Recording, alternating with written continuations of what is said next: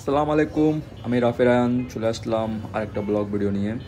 আমি এখন আছি উত্তরা 3 নম্বর সেক্টর, জসীমউদ্দিন রোড। এখন সময় বিকাল 4টা, আর আমি যাব দিয়াবাড়ি মেট্রো স্টেশন সেন্টার পয়েন্টে। আজকে আকাশটা একদম মেঘলা মেঘলা, মনে হয় কিছুক্ষণ পরেই বৃষ্টি নামবে।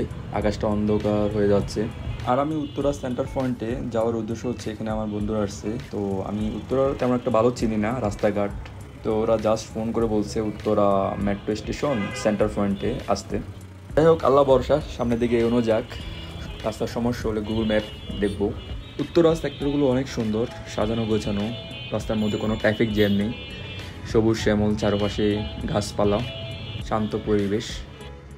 উত্তরা মেন রাস্তা থেকে আমি লোকাল রাস্তায় ঢুকতেছি। রাস্তা দুই পাশে দোকান দেখা যাচ্ছে।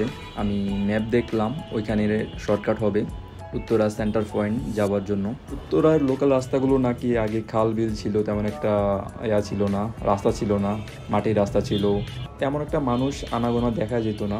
এখন মানুষ, দালান কোঠা, স্কুল, বিশ্ববিদ্যালয়, ফায়ার সার্ভিস, থানা, এখন সব কিছুই উত্তরার মধ্যে আছে।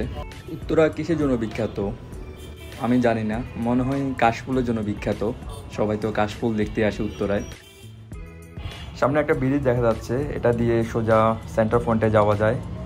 আমি গুগল ম্যাপে আমাকে কাদা রাস্তায় নিয়ে গেছে, আমি পুরাটা কাদা মাখামাখি হয়ে আছি।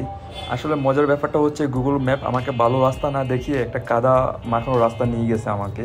আমি ওটা দিয়ে আসছি, আমি পুরাটা স্কিপ করছি। এখানকার একজন বলতেছে, আপনি এই রাস্তা দিয়ে কেন আসছেন? সামনে তো একটা ভালো রাস্তা ছিল, ওই রাস্তা দিয়ে আসতেন। আমি তো বলতেছি গুগল ম্যাপ আমাকে এই রাস্তা দিয়ে শর্টকাট নিয়ে আসছে। যাই হোক, শর্টকাট আনার জন্য গুগল ম্যাপকে অনেক ধন্যবাদ। বৃষ্টি মনে হয় নেমে গেছে, আমার গায়ে বৃষ্টি ফোঁটা পড়তেছে। আমি বৃষ্টির মধ্যে একদম মাখামাখি হয়ে আছি, পুরা আমি ভিজে গেছি। আমি পিছনের ভিডিওটা স্কিপ করছি, পুরা রাস্তা ভিজে ভিজে চলে আসলাম। এখন মেট্রো স্টেশনে আমি আছি নর্থ উত্তরায়। পর এই স্টেশনটা হচ্ছে সেন্টার পয়েন্ট উত্তরা। প্রচণ্ড বৃষ্টি হইতেছে, আমি এখানে অপেক্ষা করব। আমি আজকের মতো এখানে বিদায় নেব।